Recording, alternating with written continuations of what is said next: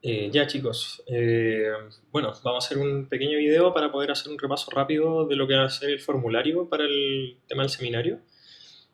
Y bueno, eso, lo vamos a hacer cortito, así que vamos a tratar de tener esta pequeña introducción antes de empezar a resolver los ejercicios. Ya, avanzando con el tema del formulario, aquí tenemos cuatro expresiones que vale la pena mencionar porque, bueno, van a empezar a describir los movimientos rotacionales. En este caso, voy a aprovechar aquí un poquito del puntero. No tenemos la ecuación de momentum, que esta es la ecuación de momentum lineal.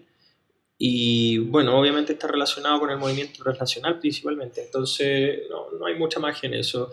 P representa el momentum, no olvidar que es vectorial. M es la masa, B es la velocidad. En este caso del cuerpo o partícula que sea que represente.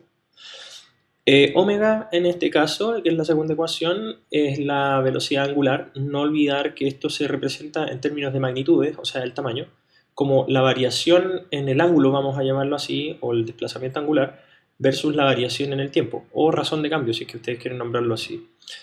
Este elemento de acá es un vector unitario que apunta, acuérdense, en la dirección que dice la regla de la mano derecha. Así que por eso sale un vector unitario ahí.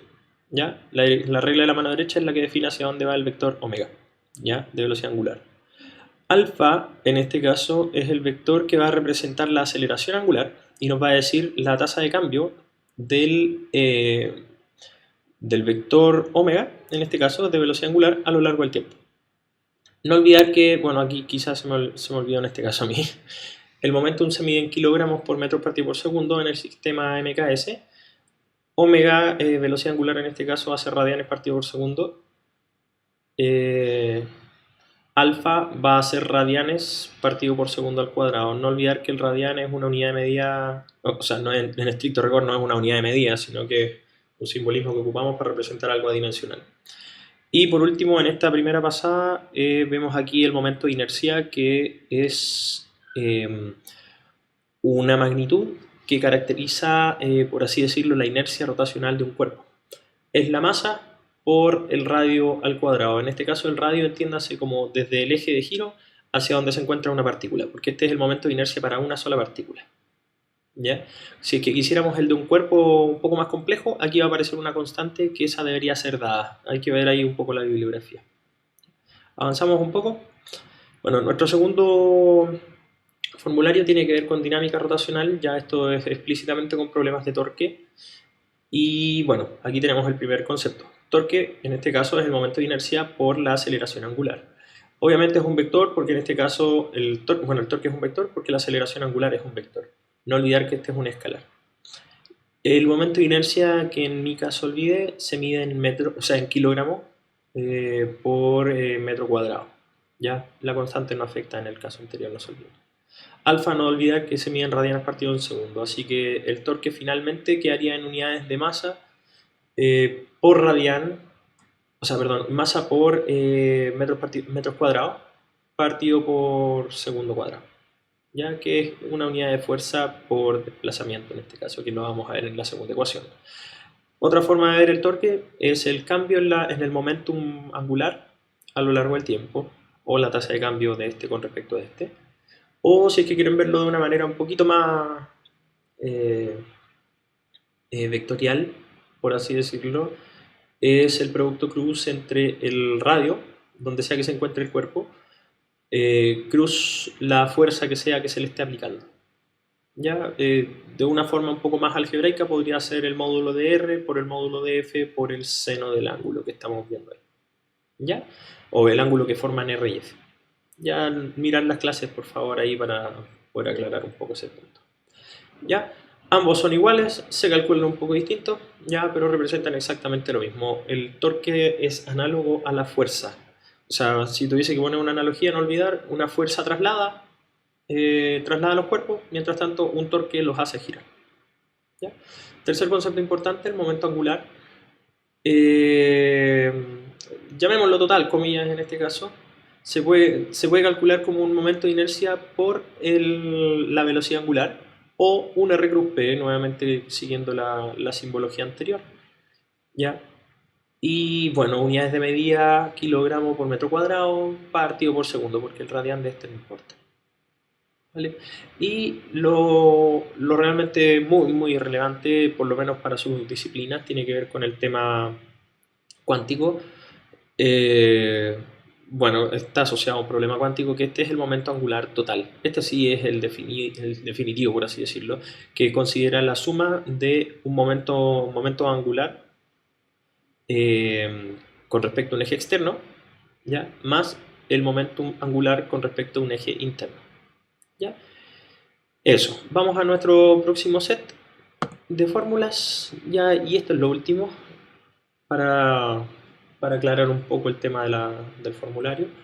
Este es el valor absoluto del momentum angular, ya no olvidar con respecto a un eje externo, ya que en el caso del átomo sería como estar midiendo el momento angular de un electrón con respecto al centro o al núcleo del átomo. Ya, cuánticamente hablando, tenemos que aquí esta cuestión está definida por números, que vamos a llamarlos n, l y m.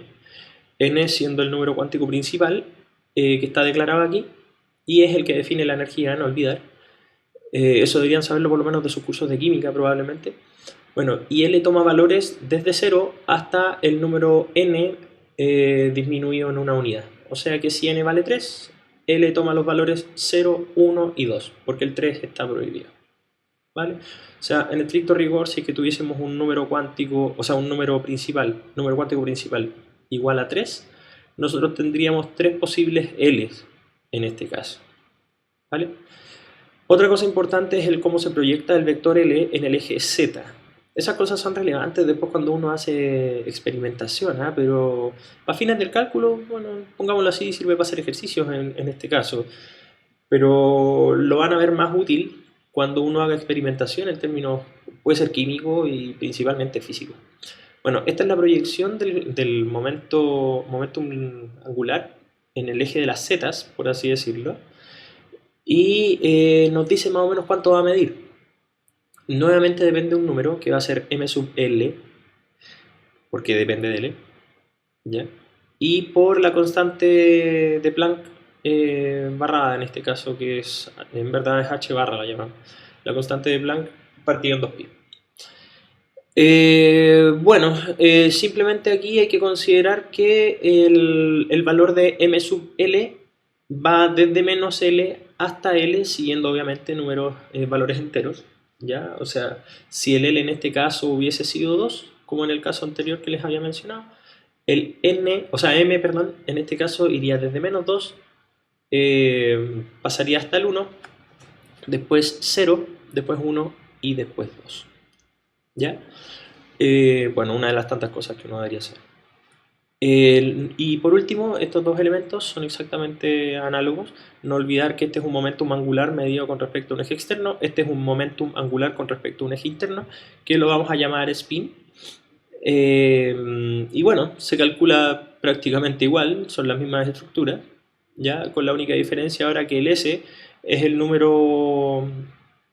un número cuántico específico del spin. Por lo menos para el electrón en este caso el spin es un medio.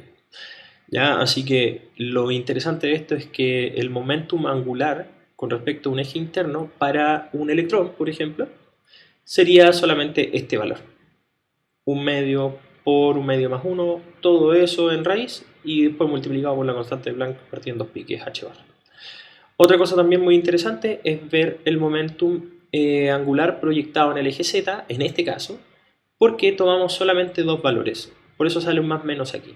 Esto sería un medio h barra más o menos un medio h barra. O sea, solamente puede tomar dos valores en el caso del electrón. Eso, ya esa es nuestra primera intro. Nos vemos en el siguiente video donde veamos los ejercicios.